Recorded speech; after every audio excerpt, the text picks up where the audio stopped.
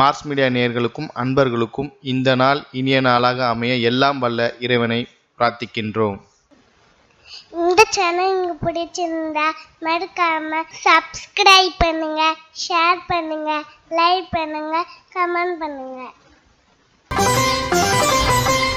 எனதொருமை விருச்சிக ராசி நேர்களே, இந்த பதிவுல நம்ம என்ன பார்க்க போறோம் அப்படின்னா 2024ஆம் ஆண்டு ஜூலை மாத ராசி பலன். இந்த ஜூலை மாதத்துல எந்தெந்த கிரகங்கள் உங்களுக்கு நல்லபடியா வேலை செய்யறது, எந்தெந்த கிரகங்கள் மூலமா நீங்க கவனமா இருக்கணும், பரிகாரமா என்ன பண்ணினா ரொம்ப விசேஷம் அப்படிங்கறத பத்திலாம் நம்ம இப்ப தெளிவா பார்க்க போறோம்.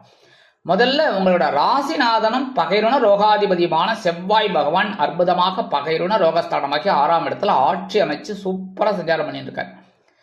இந்த செவ்வாய் பகவான் பார்த்தீங்கன்னா உங்களுக்கு ராசிநாதன், கொஞ்சம் முன்கோபம் இருக்கும், படபடப்பா பேசுவீங்க, ஆனா வேக வேகமா வேலைகள்லாம் நல்லா செய்வீங்க திடீர்னு. ஏன்னா இந்த செவ்வாய் பகவான் ரத்தத்துக்கு காரகன், அதனால இந்த ரத்தம் சூடாவே இருக்கும் உங்களுக்கு. அதனால எல்லா வேலைகளையும் நல்லா செய்யணும் அப்படின்னு ஒரு எண்ணம் இருக்கும், பரபரப்பா இருக்கணும், சுறுசுறுப்பா இருக்கணும் அப்படின்னு நினைப்பீங்க. ஆனா அதே மாதிரி அவர் என்ன இன்னொரு ஆதிபத்தியம் அப்படின்னு பார்த்தீங்கன்னா பகைருண ரோகாதிபதி. உத்தியோகத்துல நீங்க வேகமா செய்யறதே உங்களுக்கு பூமராங் மாதிரி திரும்பி வரும். அதாவது சில பேரை கண்ட்ரோல் பண்ணணும்னு நினைப்பீங்க, அது பார்த்தீங்கன்னா உங்களுக்கே ஆட்டோமேட்டிக்கா திரும்பி வந்து நிற்கும். அதே மாதிரி உடல் ஆரோக்கியம், உடல் ஆரோக்கியத்தில் நீங்க சூப்பர்னு நினைப்பீங்க, ஆனா சில நேரங்களில் பார்த்தா கவுத்து விட்டுரும். அதனால நீங்க எடுக்கிற காரியங்கள் கொஞ்சம் அப்படியே சுணங்கும். அந்த வகையில் செவ்வாய் பகவான் 6ஆம் இடத்துல இருக்கிறது ஓரளவுக்கு அனுகூலம். உத்தியோகத்தில் முன்னேற்றம் இருக்கும், தொழில் வியாபாரத்தில் முன்னேற்றம் இருக்கும், உடல் ஆரோக்கியம் ஓரளவுக்கு சிறப்பாக இருக்கும், மருத்துவ செலவுகள் குறையும். சிறுடை பணியாளர்களாகிய காவல், இராணுவம், தீயணைப்புத்துறை, மருத்துவத்துறையில் வேலை பார்க்கும் அன்பர்களுக்கு எதிர்பார்க்கும் இடமாற்றம், பதவி மாற்றம், பதவி உயர்வு, சம்பள உயர்வு அருமையாக கிடைக்கும். 11/7/2024 முதல் இந்த செவ்வாய் பகவான் கலத்திரஸ்தானமாக 7ஆம் இடத்துக்கு குருவுடன் இணைந்து குருமங்கள யோகத்தை உங்களுக்கு கொடுக்க போறார். 7ஆம் இடம் அப்படின்னாலே வாழ்க்கை துணையோட உடல் ஆரோக்கியத்தில் கவனமா இருக்கணும். அதே மாதிரி உங்களோட உடல் ஆரோக்கியத்திலையும் கவனமா இருக்கணும். நண்பர்களிடத்தில் அனாவசியமான பிரச்சனைகளை கொண்டு எடுக்கக்கூடாது. ஏன்னா அது தேவையில்லாத ஒரு குழப்பத்தை கொடுக்குங்கிறதுனால வீண் விவாதம் வேண்டாம். அதே மாதிரி தொழில் வியாபாரத்தில் ரொம்ப கவனமா இருக்கணும். இந்த பங்குதாரர்கள் இருக்காங்க பார்த்தீங்களா, கூட்டாளிகள், அவங்க கிட்ட எல்லாம் அனாவசியமான ஒரு சண்டையெல்லாம் வச்சுக்கப்படாது, சரியா? அதே மாதிரி உத்தியோகம் அப்படின்னு பார்த்தீங்கன்னா இந்த சக ஊழியர்கள்ட்ட நீங்க கொஞ்சம் அப்படியே அட்ஜஸ்ட் பண்ணிட்டு போறது ரொம்ப நல்லதுங்க. இருந்தாலும் குருமங்கள யோகம் அப்படிங்கறத சமாளிப்பீங்க. 7-12 கூடிய அதிபதி சுக்கிர பகவான், இவர் களத்திராதிபதி, விரையாதிபதி. எங்க இருக்காருன்னு பார்த்தீங்கன்னா அஷ்டம ராசியில மறைவு அப்படின்னாலும் ஓரளவுக்கு உங்களுக்கு அனுகூலத்தை கொடுத்துட்டு இருக்காரு. கணவன் மனை ஒற்றுமை ஓரளவுக்கு அப்படி இப்படி இருந்தாலும் சுவையாக இருக்கும். மற்றபடி குடும்பத்துல சந்தோஷமான சுபகாரிய நிகழ்ச்சிகள்லாம் நடக்கும். அதே மாதிரி வாழ்க்கை துணை ஓரளவுக்கு உங்களுக்கு அனுகூலமா இருப்பாங்க. ஆனா திடீர்னு ஏதாவது செலவு வந்துட்டு இருக்கும். 7/7/2024 முதல் இந்த சுக்கிர பகவான் பாக்கியஸ்தானமாக 9ஆம் இடத்துக்கு வந்துடுறார். 9ஆம் இடம் அப்படிங்கும்போதே தந்தையார் வழி, தந்தை வழி, இவதெல்லாம் தந்தையார் வழி, தந்தையார் இவங்க மூலமா உங்களுக்கு சில நன்மைகள் கண்டிப்பா கிடைக்கும். அதே மாதிரி பூர்வீக சொத்துக்கள் உங்க கைக்கு வரத்துக்கு வாய்ப்புகள் நிறைய இருக்குங்க. சில பேர் பார்த்தீங்கன்னா விலை உயர்ந்த பொருட்களை வாங்கி மகிழக்கூடிய ஒரு வாய்ப்புகளும் அவங்களை தேடி வரும். மற்றபடி பொழுதுபோக்கு அம்சங்களில் நாட்டம் அடைவீர்கள். 8-11 கூடிய அதிபதி புத பகவான் பாக்கியஸ்தானமாக 9ஆம் இடத்துல இருக்கார். 9ஆம் இடம் ஏற்கனவே நான் சொன்ன மாதிரி 9ஆம் இடத்துல மேக்சிமம் நல்ல நல்ல கிரகங்கள்லாம் இருக்கும்போது உங்களுக்கு பொருளை ஈட்டக்கூடிய ஒரு வாய்ப்புகள் உங்களுக்கு கிடைக்கும். அதாவது வருமானம், எப்படி வருமானம் வரும்? உழைச்சாதான்.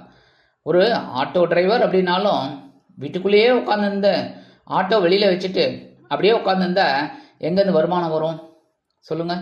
வெளியில கிளம்பி ஆட்டோவை எடுத்துட்டு ஒரு சுத்தும் போது உங்களுக்கு ஏதாவது ஒரு சவாரி கிடைக்கும், வருமானம் கிடைக்கும். அந்த மாதிரி இருக்கிற பட்சத்தில் எல்லாருமே உழைச்சா காசு, சரியா? அந்த வகையில் 8-11 கூடிய அதிபதி புத பகவான் பாக்கியஸ்தானத்தில் இருக்கிறதுனால அனுபவிக்கக்கூடிய ஒரு வாய்ப்புகள் உங்களுக்கு கிடைக்கும். வருமானம் சேரும். உத்தியோகத்தில் முன்னேற்றம் அதிகரிக்கும். ஒரு அறிவு திறன் விருத்தியாகும். சில பேருக்கு புதிதாக உத்தியோகம் கண்டிப்பாக அமையும். நல்ல உத்தியோகம் போகலாம் அப்படின்னு நினைக்கிறவங்களுக்கும் நல்லபடியாக நடக்கும். புதுசாக வேலைக்கு போகணும் அப்படின்னு நினைக்கிறவங்களுக்கும் நல்லபடியான ஒரு வேலை கிடைக்கும். 27/7/2024 முதல் இந்த புத பகவான் வக்ரகதி அடைகிறார். அஷ்டமாதிபதி லாபாதிபதி வக்ரகதி அடையும் போது எல்லா விஷயத்திலையும் கொஞ்சம் கவனமா இருக்கணும். அனாவசியமான பேச்சுக்கள், அனாவசியமான தர்க்கங்கள், விவாதங்கள் இதெல்லாம் இது பண்றது நல்லது. ஏன்னா அறிவு ஜாஸ்தியாகிற மாதிரி இருக்கும்.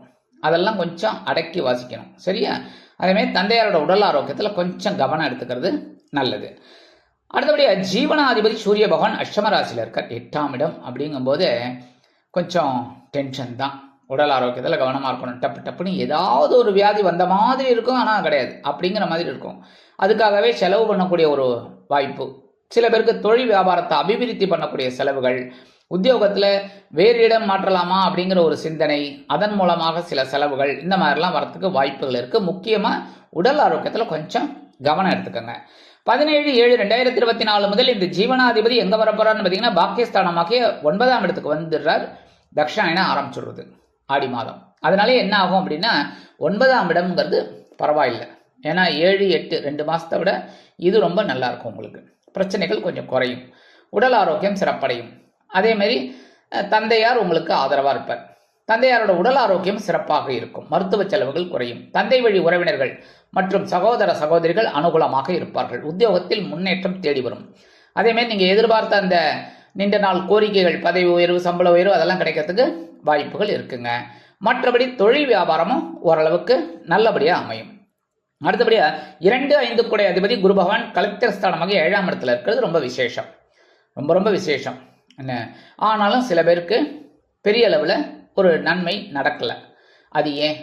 உங்களுக்கு தனியாக எல்லாருக்குமே மேஷராசிலேருந்து மீனராசி வரைக்கும் ஸ்பெஷல் ப்ரோக்ராம் ஒன்று போட போகிறோம். அதை நீங்கள் பார்த்து தெரிஞ்சுக்கலாம். ஒவ்வொரு ராசிக்கும், முக்கியமாக விருச்சிக ராசிக்கு இன்னும் சரியாகலை, மேஷ ராசிக்கு இன்னும் சரியாகலை, ஏன் ஆகலை அப்படிங்கிறத பற்றி நீங்கள் தெரிஞ்சுக்கலாம்.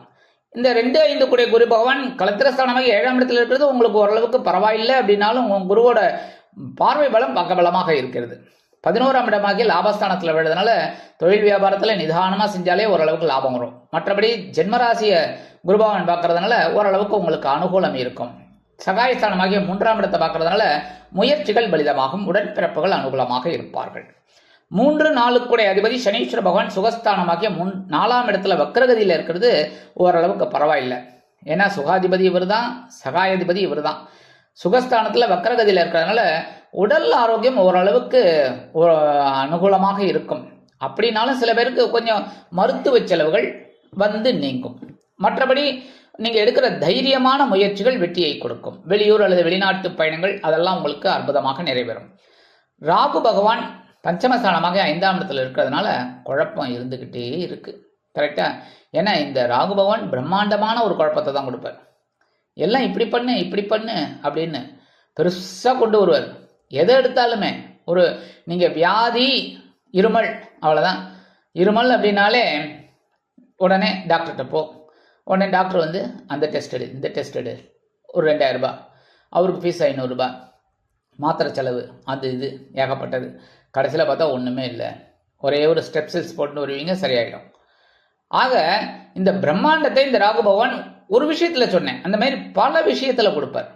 இப்படி பண்ணு அப்படி பண்ணுன்னு பிரம்மாண்டமா யோசிக்க வைப்பார். ஆனா அதே கேது பகவான் சுருங்க வைப்பார். அதாவது ஒண்ணுமே இல்லடா, வாழ்க்கையே பொய்யடா அப்படிங்கிற மாதிரி இந்த கேது பகவான் ஞானத்தை கொடுப்பார். ஞானக்காரகன் அல்ல அதனால. ஆனா இந்த இடத்துல பாத்தீங்கன்னா உங்களுக்கு அதிர்ஷ்டம், கேது பகவான் லாபஸ்தானமாக 11ஆம் இடத்துல இருந்துட்டு சில விஷயங்களை உங்களுக்கு புகுத்தின்னு இருக்கார். என்ன அப்படின்னா மனசை ஆன்மீக பாதையில திருப்புங்க. நல்லா கவனிங்க. எல்லா பிரச்சனைகள் இருந்தாலும், மனசுல குழப்பங்கள் இருந்தாலும், சங்கடங்கள் இருந்தாலும், என்ன பிரச்சனை, உடல் ஆரோக்கியம் எல்லாம் வேணும், குடும்பத்துல பிரச்சனை எல்லாத்தையும் நீங்க வந்து ஆன்மீக விஷயங்கள்ல தீர்வு காணுங்கள். அதாவது இப்படித்தான் அப்படின்னு கோவில் போயிட்டு வாங்க, அங்க ஒரு 10 நிமிஷம் உட்காருங்க தினந்தோறும். உங்க மனசு சாந்தமாகும், ஒரு தீர்வு கிடைக்கும். மற்றபடி ஆன்மீக விஷயங்கள்ல நீங்க எடுப்பாட்டீங்கன்னாலே உங்களுக்கு ராகுபவன் குழப்பத்தை தீர்த்து வைப்பார் அவரே. மற்றபடி பரிகாரமா என்ன பண்ணினா ரொம்ப விசேஷம் அப்படின்னா, எம்பெருமான் முருகப்பெருமான வள்ளி தேவசேனா சமேத முருகப்பெருமான வழிபாடு பண்றது ரொம்ப விசேஷம். அப்ப தைரியம் கிடைக்கும் உங்களுக்கு. ஏன்னா உங்க செவ்வாய் பகவான் கலத்திரஸ்தானமாக 7ஆம் இடத்துக்கு போறார் 11ஆம் தேதியிலேருந்து. அப்ப சில குழப்பங்கள் வரலாம். அப்படிங்கிறதுனால நீங்க என்ன பண்ணணும், முருகப்பெருமான வழிபாடு பண்றது ரொம்ப விசேஷம். செவ்வரளி மாலை செவ்வாய்க்கிழமை கொண்டு போய் போடுங்கோ, அற்புதமான ஒரு முன்னேற்றம் உங்களுக்கு கிடைக்கும். மற்றபடி சூரிய வழிபாடு கண்டிப்பா பண்ணுங்கோ, சரியா? ஏன்னா இந்த சூரிய பகவான் அஷ்டம ராசியில் இருக்கிற வரைக்கும் சில குழப்பங்கள் இருக்குங்கிறதுனால அந்த குழப்பங்கள்லாம் தீரணும் அப்படின்னாலே சூரிய வழிபாடு கண்டிப்பா நல்லது.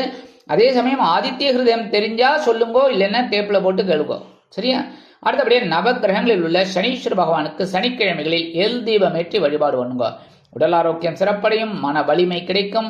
ஆக இந்த சிறு பரிகாரங்களின் மூலம் 2024ஆம் ஆண்டு ஜூலை மாதம் உங்களுக்கு அற்புதம் தரும், ஏற்றம் தரும், மாற்றங்களை அள்ளித்தரும் மாதமாக அமையும் என்று கூறி விடைபெறுகிறேன். நன்றி, வணக்கம். மீண்டும் ஒரு அருமையான பதிவில் நான் உங்களை மனமகிழ்ச்சியோடு சந்திக்கிறேன். வாழ்த்துக்கள். வாழ்க வளமுடன். இந்த சேனல் உங்களுக்கு பிடிச்சிருந்தா மறக்காம சப்ஸ்கிரைப் பண்ணுங்க, லைக் பண்ணுங்க, ஷேர் பண்ணுங்க.